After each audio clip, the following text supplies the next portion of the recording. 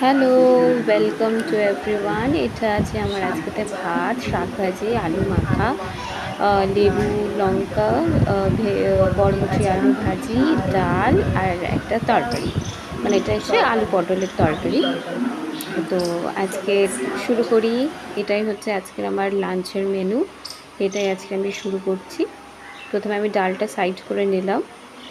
তারপরে তরকারিটাও সাইড করে নেবো। আসলে থালাটা তো ছোটো, তার জন্য মাখানো ভালো করে হবে না।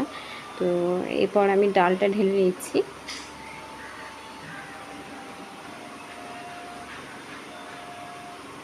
গন্ধরাজ লেবু মানে পেলে তো আর কোনো ব্যাপারই নয়। মানে অর্ধেক ভাতটা গন্ধরাজ লেবু দিয়েই ভাত খাওয়া হয়ে যায়।